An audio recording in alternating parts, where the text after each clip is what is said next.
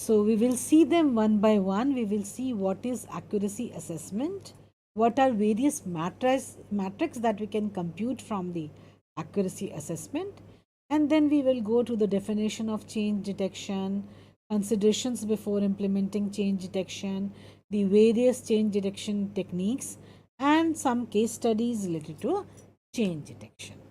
So we will first start with the accuracy assessment. So, accuracy we are trying to assess is for the classified images which we have classified either using supervised classification techniques or unsupervised classification techniques or any other higher order classifications. So, accuracy assessment basically is it's a general term which we used when we want to compare the classification results with the reference geographical data. The reference geographical data are assumed to be true and they can be used to determine the accuracy of the classification process. So, the assumed true data is actually the ground truth data that we use. Why we do accuracy assessment? We do accuracy assessment because it's not practical to test each and every pixel in the classified image. A representative sample of reference pixels can be taken whose class values are known to test the results of the classification.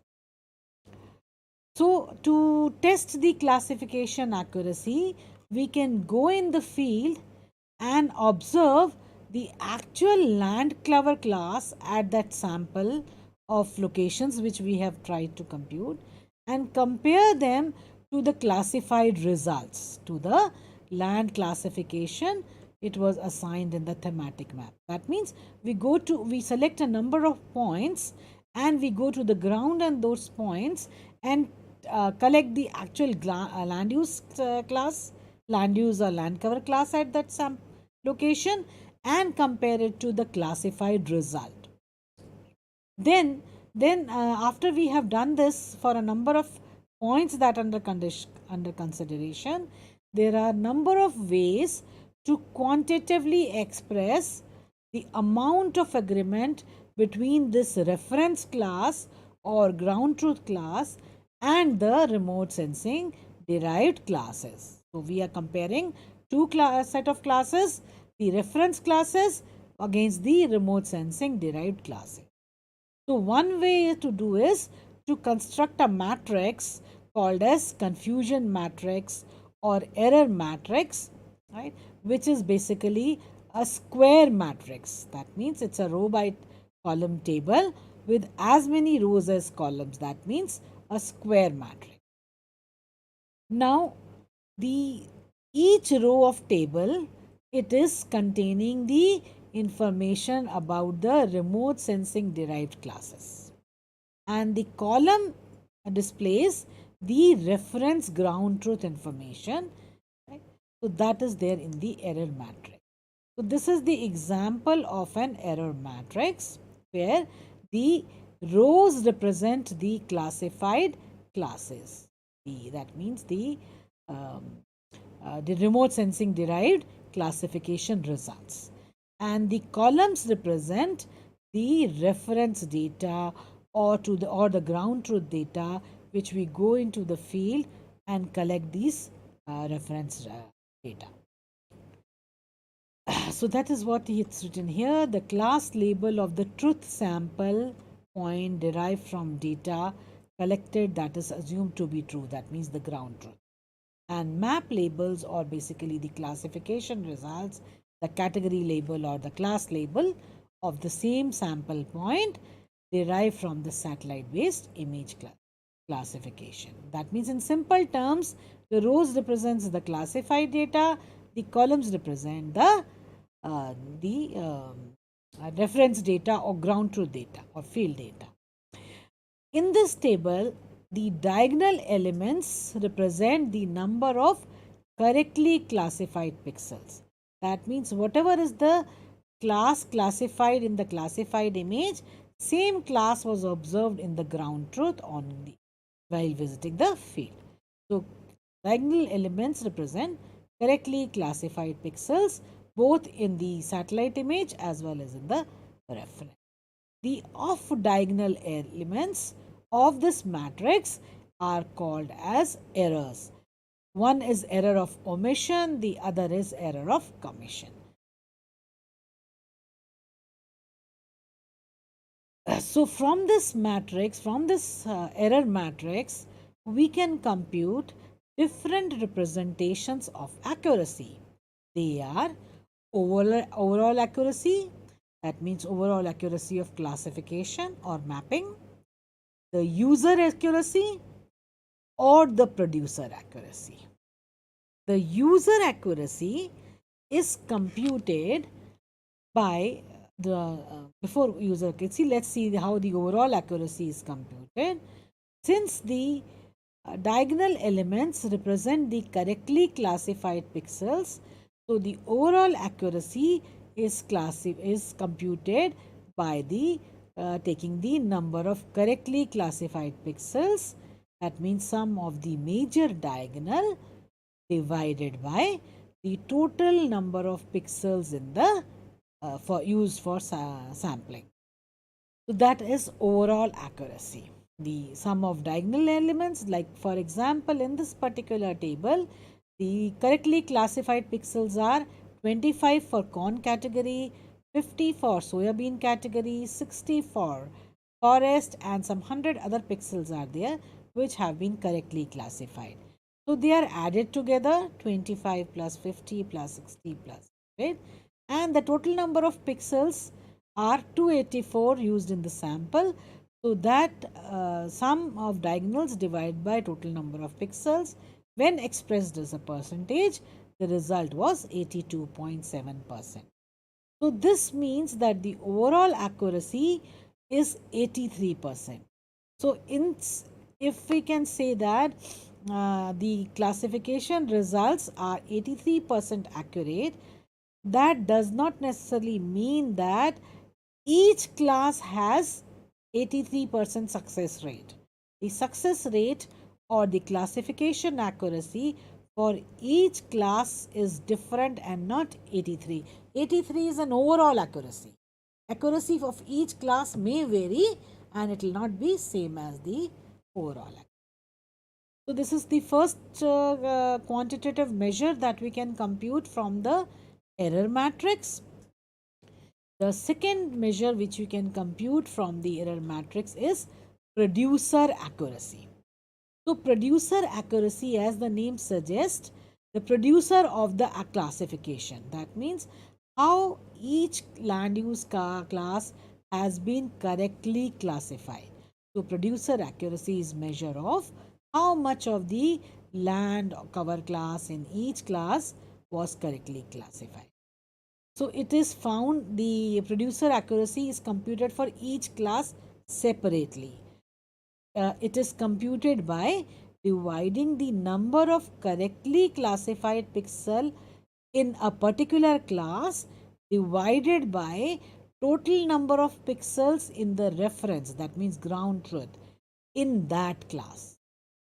So that is producer accuracy. For example, the producer accuracy for the corn class is 25 pixels were correctly classified as corn. That means when we went to the ground, we found the 25 pixels classified as corn, and in ground also they were corn. So this is correct accuracy for class corn, 25 divided by total number of pixels. To elaborate it further, in this table 25 pixels have been in this table, total 43 pixels have been classified as corn, right? And when we went to the ground, when the person who's testing the accuracy went to the ground, he went on 32 locations where the class was corn, and 25 of them were correctly classified as corn. So the producer accuracy for corn class is 25 divided by 32. Express it as a percentage, that is 78%. right? So that means the analyst or the producer is sitting at their desk with land cover classification in front of them. They pick out an area classified as corn, and there is 78% chance that if they go to the field on the ground, it will actually be a cornfield. That means in other remaining part, it will not be a cornfield. So this producer accuracy is also a measure of error of omission of a class. So omission error is 100 minus this 78 percentage is the omission error of a class. So to look at this table again, if I look at this table again, the rows represent the correctly classified pixels. The rows represents the classified pixels, and the columns represent the reference data. So this means that if the analyst or the producer has classified 43 pixel as corn, in the ground total we use 32 pixels for testing for corn, and out of those 25 have been correctly classified. 2 pixels have been omitted from being classified to corn, they have been classified as soya bean. 3 pixels have been omitted from being classified to corn, they have been classified as forest. 2 pixels have been omitted from being classified as corn, and they have been classified as other. So that means out of the 32, 25 have been correctly classified to corn, 7 pixels have been omitted from being classified to the corn. So the accuracy of corn class is 25 by 32 expressed as a percentage. The error of omission is 7 divided by 32, express it as a percentage.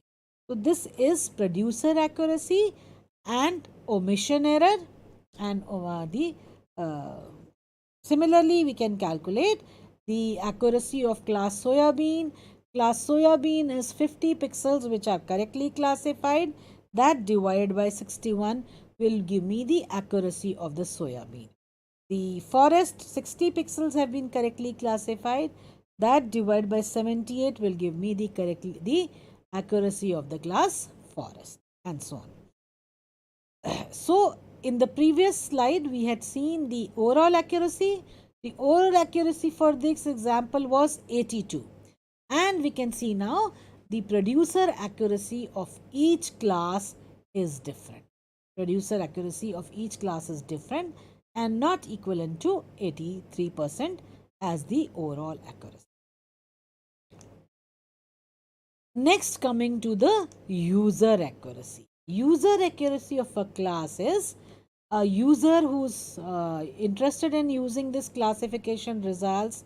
He might wish to know what proportion of pixels assigned to a particular class were correctly assigned. That means this is called as user accuracy. It can be it is again computed for each class. It is again computed for each class one by one. So producer accuracy of corn was 25 by 32.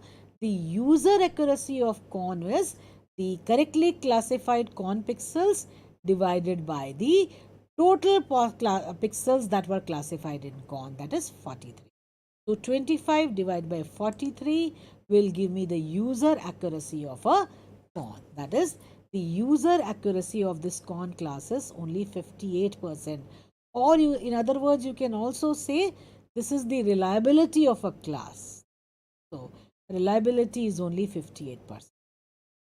To explain it, we can say someone or the user, he has gone to the field and along with the satellite imagery, and he gets a 58% chance that the area that is standing is corn. It may be possible that there are this 42% other category which is there, that is soya bean or forest or your other class.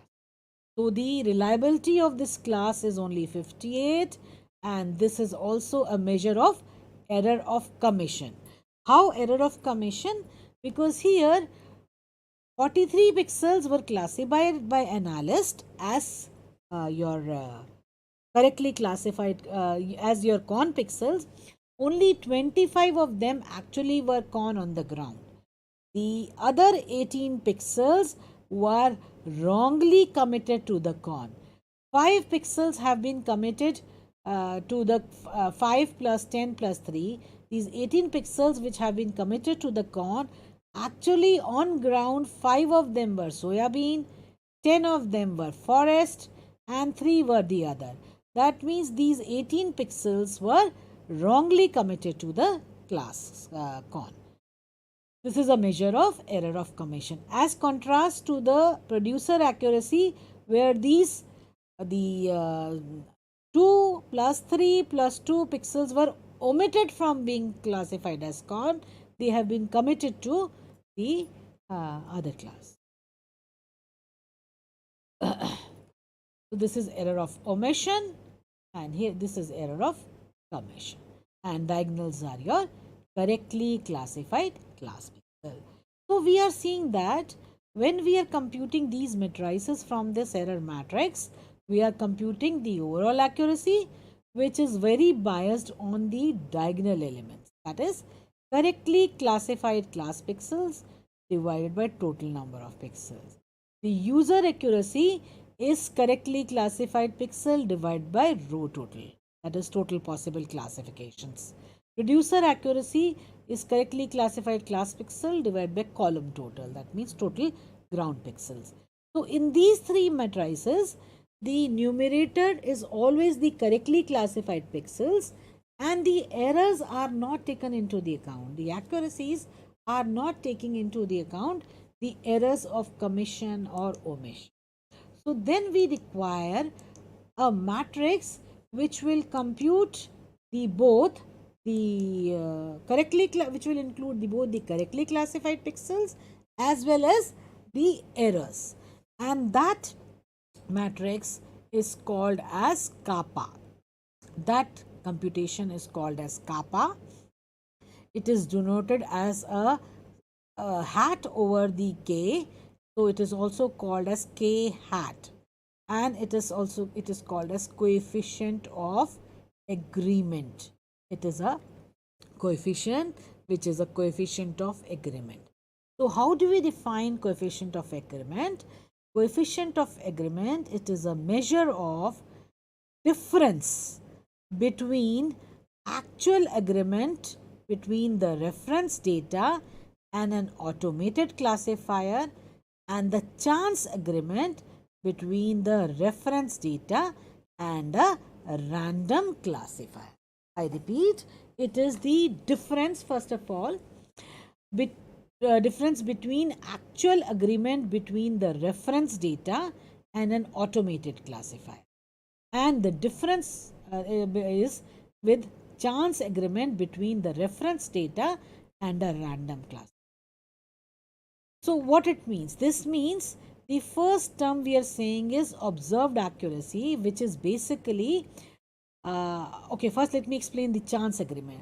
Chance agreement is if there are a number of pixels that I'm taking and randomly assigning it, that the first pixel goes to class A, second pixel goes to class B, third pixel goes to class 3, and so on, then what is the chance that they fall into the correct classes? What is the chance that they fall into the correct classes as compared to when we follow a automated algorithm which will put the correct pixel to its correct class?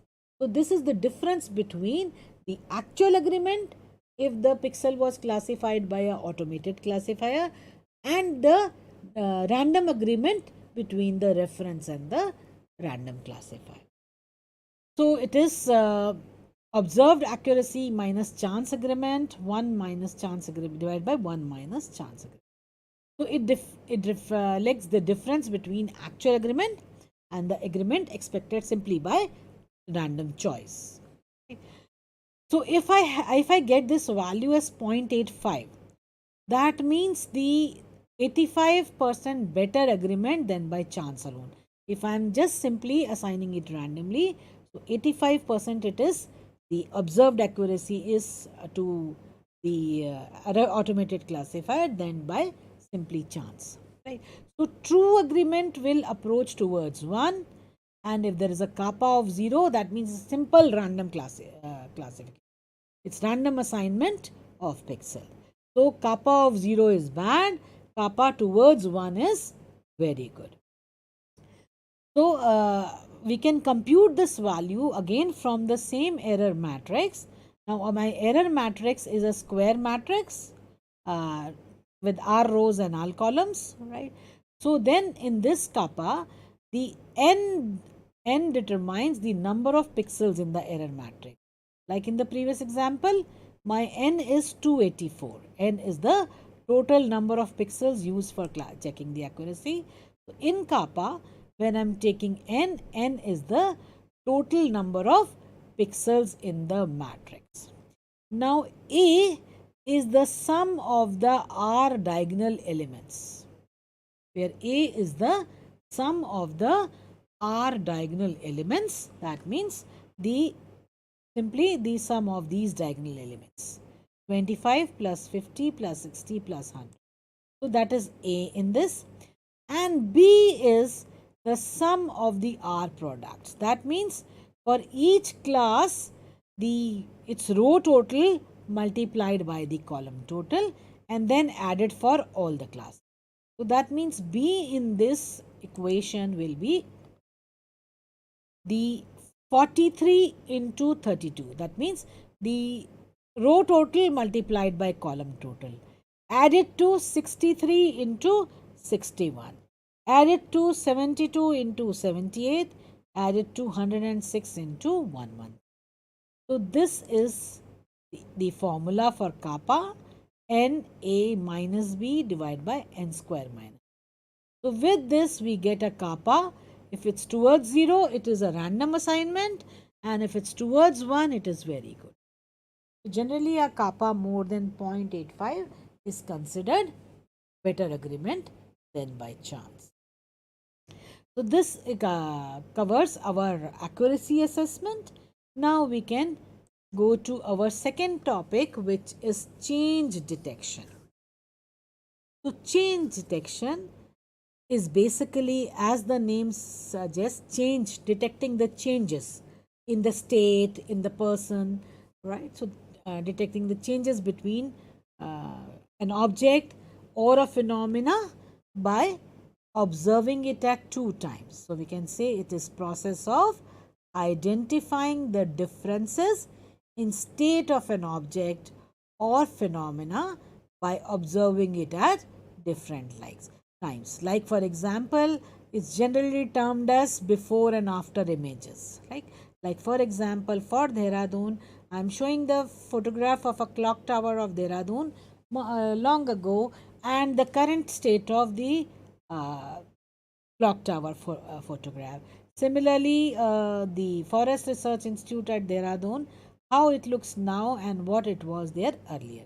So that means process of identifying differences in the state of either a object or even a phenomena, and it is a at least two time phenomena, observing it at different times. So generally we are doing change detection for Earth's surface changes at 2 or more times by take the measurements taken from the satellite images. And we do it mainly for land use or land cover change. So this land use or land cover change is basically a major component of the global change which is happening, and it has even in fact a greater impact than even your climate change. So this change detection from remotely sensed data, it provides the foundation for better understanding the relationships and interactions between the human and the natural phenomena to better manage and use our natural resources. So it involves application of multi-temporal data sets. Multi is many, temporal is the revisit of the satellite at the same position after a number of days. Right? So we are using satellite data for quantitative analysis of this temporal effect of the phenomenon. That is the purpose of change detection. So we are doing change detection using satellite images of at least 2 different times. Okay. So before doing the change detection using satellite images, there are certain considerations that we have to take into account. So the remote sensor system considerations, that means the remote sensing satellites and sensors that we have chosen for our change detection study, we should take certain parameters into account. Right. So we should use those sensor systems that holds the following resolutions constant. Which are these terms? The first is temporal. That means when I'm using 2 different satellite images to do the monitoring or see the land use, land cover change, I should preferably try to use those satellite sensors which take imagery at the same time of the day. Like if I am using a satellite which takes imagery at 10:30 am in the morning, preferably my other satellite should also be approximately in the same time of day, so that there is the same atmospheric constituents, same illumination conditions on those at that time, right? Then second thing is, if I'm taking a 2-time data, I should preferably use anniversary dates. I should use anniversary date. Like for example, if I want to see how the land use, land cover of Dehradun has changed over last 10 years, and if I'm taking the imagery of today, that is 5th September 2022, and 10 years ago, so I should preferably try to take the anniversary date 5th September 2012 and so on. The second resolution or the second parameter that I should take into consideration is the spatial resolution. The both my imageries of date 1 and date 2 should be accurately registered to one another. So with the accuracy of 0.5 meter pixel, the RMS error of 0.5 meter pixel, the two date 1 and date 2 imagery should be registered to each other. If one imagery is a higher spatial resolution and other is a lower spatial resolution, or simply if the two resolutions of date 1 and date 2 are different, then you should resample it to 1 pixel size. We can identify 1 pixel and we should resample my spatial resolution to the same size. Preferably my two images, the image 1 and image 2, should be taken from the same look angle. Next is the spectral resolution. So it is ideal that we use same sensor for date 1 and date 2 imagery. Sometimes it is not possible that if a new satellite is launched in the recent years and you want to compare that result with an old satellite, or that old satellite is no more giving service now, so you have to take two different sensors. So when ideally taking same sensor is not possible, we take two different sensors. Then in that case we should try that we use similar spectral bands, right? We use the two satellites which capture the data in the same spectral region of the spectrum. Then the next resolution which should be kept constant is radiometric. In radiometric resolution means ideally we should have the same radiometric, right? 8-bit radiometric or 10-bit radiometric. If not, then we have to convert to the reflector. We have to convert the DN values to the reflector. The DN to radians, radians to reflector. Right? And if the two images are in different scales, then we should radiometrically correct them by doing a histogram matching. So these are the considerations that we should take into the account before we start doing change detection, taking 2 dates at a Another thing is that we should also understand the impact of various environmental characteristics on the remote sensing change detection process. So when we are doing change detection, we should take care of the environment variables also, and keep them as much as constant as possible, right? Like for example, the two images that we are taking, the soil moisture conditions should be identical, because if soil moisture conditions are different, your reflectance values are different, and your change detection gets hampered. Similarly, if you are looking at the phenological cycle, then biophysical characteristics of land, soil, land, and water. So, we should take into the account the phenological cycle also of maybe different crops, etc., which we are taking into account. The vegetation phenological cycles also we should take into account. When we are taking the near anniversary dates, so it will automatically minimize the effect of your seasonal dependencies, of seasonal phenological changes, differences. So these environmental as well as remote sensing characteristics should be kept constant in the two dates that you are selecting for change before and after. Now coming to various algorithms. Uh, the algorithms are categorized as algebra based, classification based, transformation based. So algebra based approaches, these algorithms have a common characteristic. That means we have to select a threshold. We have to select a threshold to determine whether change has occurred or not. So that is why they are grouped under one category, algebra based. So they have one characteristic. I have to select a threshold for saying that above this the change has occurred, below this the change has not occurred. So these methods come into the category of simple image differencing, image regression, band ratioing, index computation and their differencing, and simply background subtraction.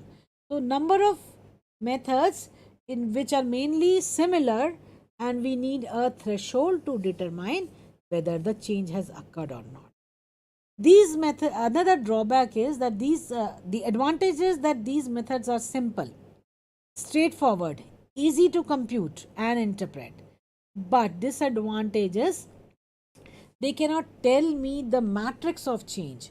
That means the direction of change. The class has changed from one class to which class, that cannot be determined by these methods. They can only say that yes, change has occurred, but what kind of change has occurred, these simple algebra based methods cannot tell me. So let's see a few of them. We cannot see all the methods, but they are similar. The first method that I have chosen is image differencing, because others are also similar. Image differencing. So as the name suggests, differencing is subtracting. Right? So finding the difference between one date image and the second date image. Now this difference is computed pixel by pixel, and we should be very careful that for date 1 imagery and for date 2 imagery, the subtraction that I do is for the same spectral range. That means band 1 of date 1 imagery should be subtracted from band 1 of date 2 imagery, where band 1 in both the cases are the same spectral range. Maybe blue, maybe green, maybe near infrared, but the same range of spectrum. So that is image differencing. Now when I'm taking the, let's say, band 1 of date 1 imagery, same band 1 of date 2. So as per the principle of remote sensing, if there is no change in the land use, the DN value should be the same. And this is the basis. If I am subtracting, if the DN value has not changed, that means the land use has not changed. That means the difference would be 0 or near 0. the difference would be 0 or near 0. A positive or a negative large value will indicate a change in the class. It will indicate change in the class. So this is a very simple method, straightforward, easy computation, easy to interpret. Right? So it is efficient way to detect whether change has occurred or not occurred. Suppose of all these values were near 0, that means change has not occurred and I need not go into any further analysis. But since this one shows that there are some pixels which have not changed, there are some pixels which have changed, right? So they have either a high value, high difference or a low difference. Okay? So this means a change has occurred, but what kind of change has occurred? That this method cannot provide. That this method cannot provide. This is a method of image differencing. Right? So, for example, here this particular image is from Landsat ETM data band 4, which is near infrared band. Now, the same in near infrared band in another satellite called Aster is band 3. So, first thing is I should not take band 4 of Landsat ETM with, say, let's say band 4 of Aster. We should match their spectral ranges. So, spectral range of in Aster is band 3, which is NIR, and that one is band 4 in the Landsat ET. So, this is an imagery of 2000 and 2003, though I would consider it as a small time difference, right? But still, subtracting the 2000 date image from 2003 date image, this is the result. Now, in this result, wherever it is very bright is indicating the change, wherever it is very dark is indicating a change. The gray indicates there is no change. So I have to identify a threshold in the upper and the white, the one where it indicates where the change has taken place. Right? So this is in single band. This one is a composite.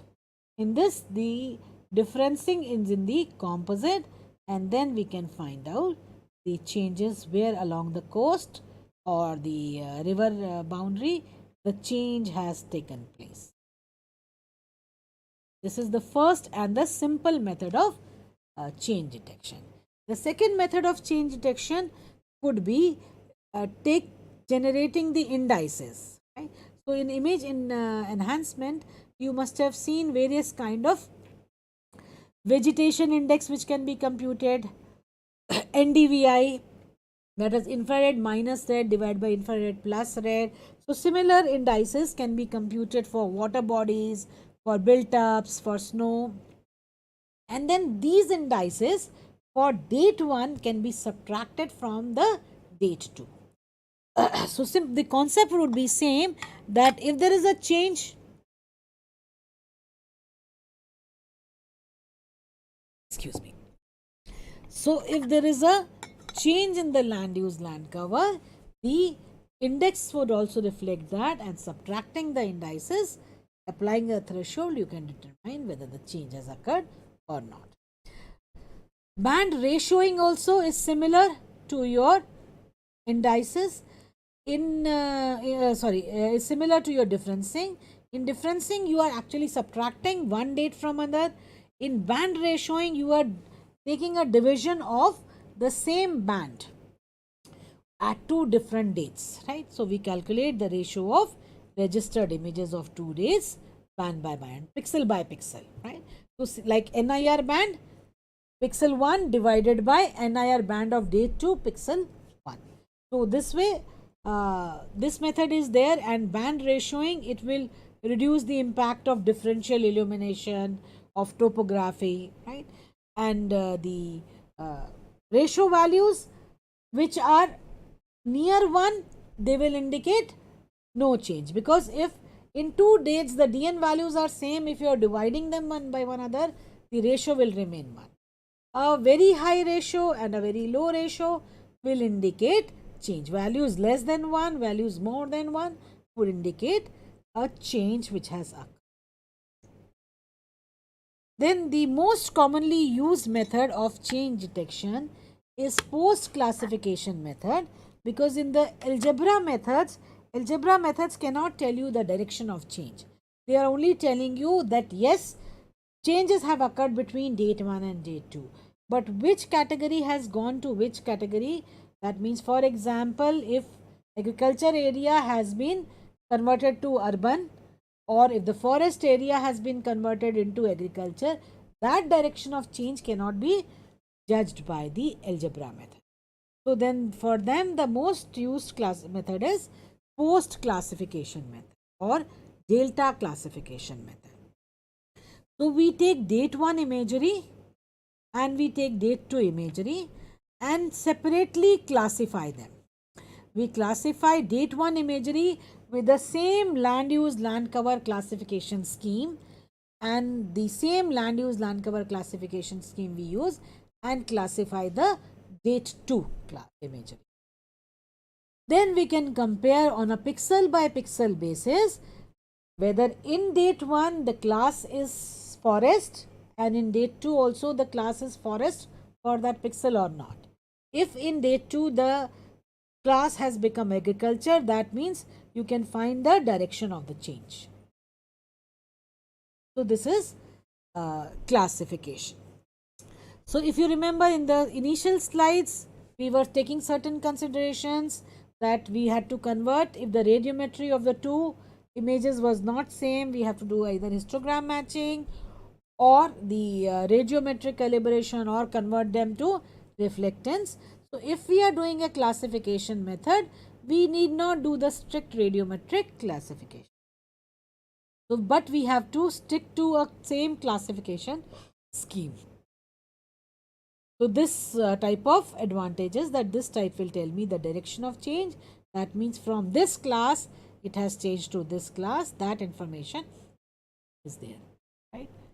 So that is the advantage. There is also a little disadvantage, that if there is an error which has been propagating in the two classifications, that means if there is classification error in the date 1 and date 2, then that gets multiplied, right? So that is the delta method of classification, right? So we can make a change map, right? Like for example, if this was my image in date 1, these pixels have been classified as class A and these pixels have been classified as class B. In date 2, these pixels from class B have become class C, right? These pixel has become from class B to class C and so on. So then we can determine this matrix. How many pixels from class A in date 1 have remained class 1 in date 2? 7 pixels. And how many pixels from class B have remained class B and how many have gone to class C?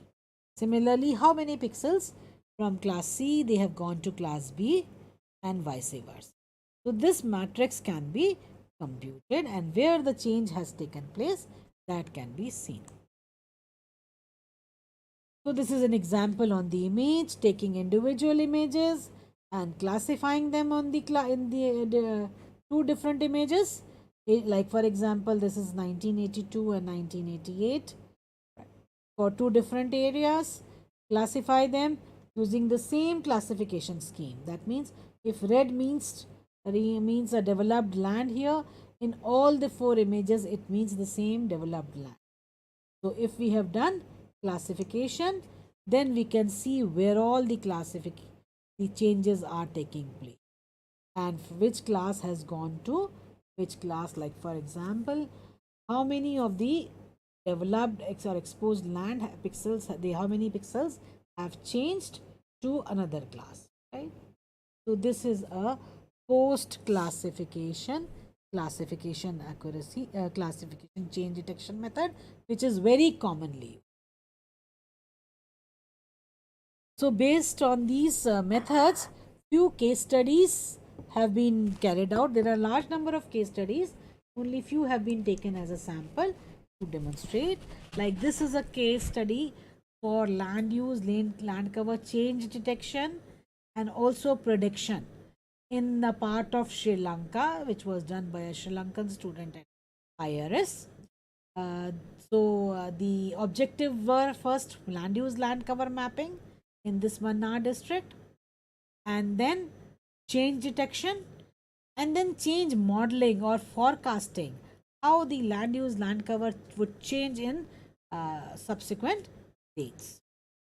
So for this, the four different dates imageries were used: 1994, 2001, 2009, and 2017. Right? So the classification was carried out using maximum likelihood classifier as well as SVM classifier. A suitable classifier was used. Right? So we had actual classification results for 4 dates. Then we also simulated the classification results for that particular area. And based on the simulated results, we could predict how the different land use land cover categories would increase or decrease in 2030. So in 2030, the forest land here in this particular district was assumed to be decreasing by almost 13% and wetland by 4.78%, which is normally a major concern, the forest depleting. Similarly, another land use land cover change detection in the Mandakini catchment, Uttarakhand. So this was the land use from the satellite data of two different times, 1999 and 2018. They were classified both with the same classification scheme. So results, classification results in 99 and classification results in 2018. So this told how the area has changed, whether the area has increased or decreased from 99 to 2018 in a particular class. Like for example, the fallow land increased by 13.57 percentage. The grassland decreased by 61%, and so in this study. Another land use land cover studies from my colleagues for Dehradun region. So the this land use land cover change was taken 3 times, that is 2000, 2010, and 19. Again, the classification based methods, the land cover classes were computed, and the change in areas was computed. Then another case study by colleagues at Forestry and Ecology departments in IRS, where the forest cover monitoring and prediction was carried out, right, in the northeast India. Right? They use the US Army topographic maps and multi-rate satellite images 1975, 90, 2000, and 2009 to generate the land forest cover maps. And then we saw that forest cover there was loss was almost these many square kilometers from 1924 to 2000. Then they also did a prediction how much it is going to decrease by 2020. So this area, why it was done, it was considered as deforestation hotspot, that it would decrease by so much percentage, so that care is taken by government to preserve the forest cover in this. Different land use land cover classes as at the time of the first data, that is the army maps, topographic maps, and different multi-date satellite images, and predicted. So you can see from the green area how it is depleting. So it was considered hotspot so that it can be preserved. Similarly, another last case, deforestation studies evaluated at the forestry department in IRS, how the forest cover is changing from the FCC. Also, you can check, you can see that how the forest cover has been changing from 1924 to 75 to 90 to 2000 and 2009. these were the graphs indicating where the decreases in large amount. So the different, it's not only in these applications, the change earth observation based change detection can be, as we have seen all the two examples, land use, land cover change, forest change, vegetation change. We can also assess the forest mortality, defoliation and damage assessment, deforestation, regeneration, and selective logging.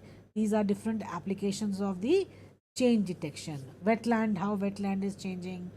Forest fire, how it affects the different areas before and after forest fires. Right? Landscape, urban change, environmental changes. Right? Other applications such as crop monitoring, how crop is changing or how crop is the growing in different stages. So that can be done using earth observation, change detection studies, crop monitoring, shifting cultivation practices, how roads are changing, how glaciers are changing. So there are large number of applications for this change detection using earth observation. So this is all from my side. We'll break for 5 minutes and then we will take. Thank you.